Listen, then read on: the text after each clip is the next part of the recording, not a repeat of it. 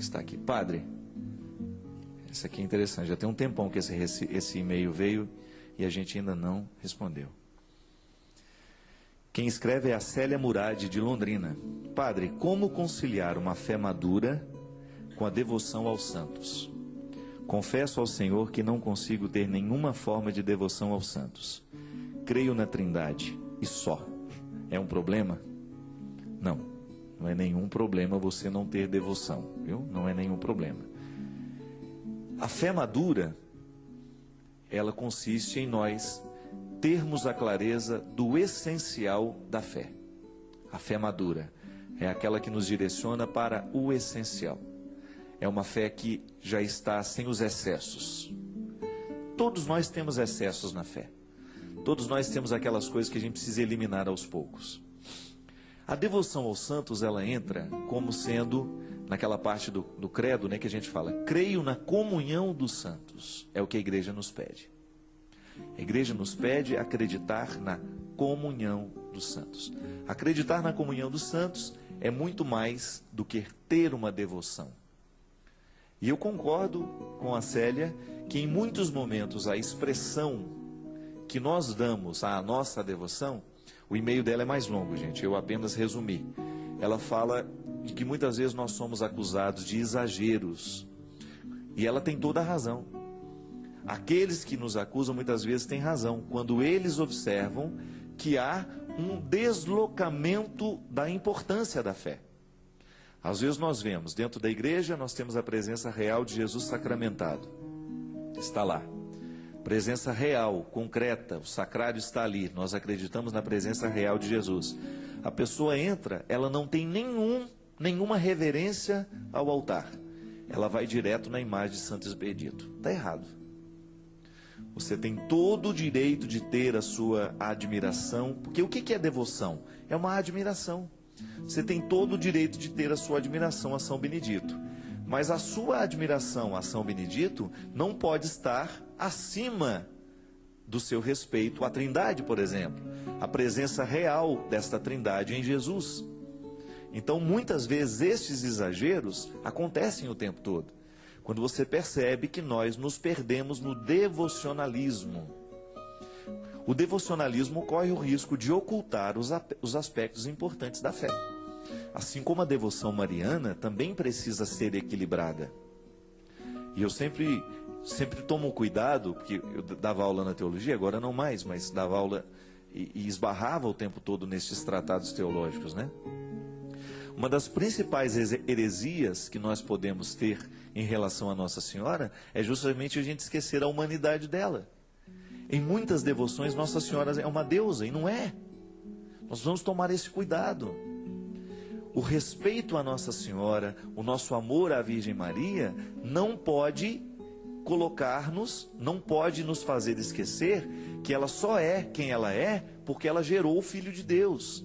Não foi o contrário. Não foi Nossa Senhora que deu divindade a Jesus. Foi Jesus que deu divindade a Nossa Senhora. Então ela está como a primeira cristã, como sabiamente Padre Zezinho diz. Padre Zezinho tem uma teologia mariana muito bonita. Ele ensina com muita facilidade a teologia mariana. Ela é a primeira cristã, porque ela foi a primeira a ser beneficiada com o mistério da encarnação. A presença de Deus no seu seio. Mas eu não posso fazer Nossa Senhora virar a minha deusa agora. Não.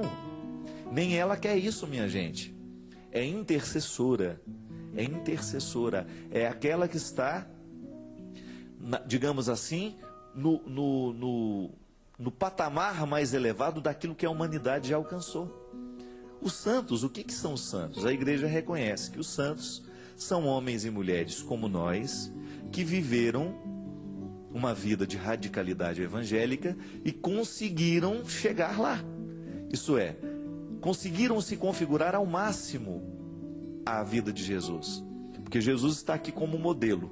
A humanidade caminha o tempo todo para este modelo. Por isso a Eucaristia, todos os sacramentos, a sua palavra é um convite para que a gente venha ser parecido com Ele. A igreja não aponta para ela mesma, a igreja aponta para o Cristo. O Papa não quer que a gente seja como Ele, não. O santo não quer que a gente seja como Ele. O santo quer que a gente seja como o Cristo. Então, quando eu olho para São José, quando eu olho para São Benedito, aí sei lá, essa montoeira de santo, né? Graças a Deus temos muitos. Foram muitos homens e mulheres que conseguiram chegar lá, neste nível de humanidade santificada, que a igreja reconheceu. Então nós olhamos para eles e nós admiramos. E quando a gente admira alguém, é natural que a gente queira algumas coisas daquela pessoa, não materialmente, não. Eu olho para aquele rapaz, eu acho que ele é muito bom no que faz, então eu sinto vontade de ser como ele. Este é o primeiro significado da devoção.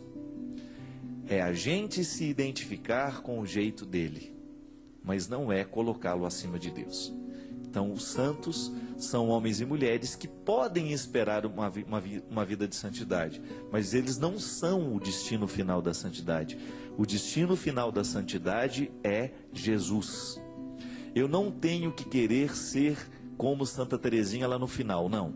Eu sou como Santa Teresinha em algumas coisas aqui, porque o meu destino é chegar lá, em Jesus. Da mesma forma como ela só ficou santa, porque ela tinha Jesus como referência para ela. Ela não tinha ela mesma como referência de santidade. E muitas vezes nós erramos, e eu te dou toda a razão, minha filha, que às vezes, Célia, nós exageramos demais nos nossos devocionalismos e nós nos esquecemos do significado das coisas. E uma fé madura é uma fé clara. Se a gente não conhece o que a gente crê muito mal. A gente precisa mergulhar. E aliás, eu tomo esse cuidado o tempo todo. Nós precisamos estudar a nossa fé. Nós muitas vezes não sabemos nada do que a gente acredita. E qualquer perguntinha que alguém que já conhece um pouquinho mais a Sagrada Escritura, ou que conhece uma outra teologia que não é a nossa, e que nos coloca na parede, a gente já não tem mais respostas. Não pode ser assim. Se eu amo esta igreja, se eu amo a minha religião, se eu amo a Jesus, eu tenho que buscar conhecê-lo, porque o conhecimento é que me autoriza a dizer que verdadeiramente amo alguém. À medida que a gente se conhece, é que a gente verdadeiramente se ama. E a gente não pode se esquivar dessa responsabilidade não, viu?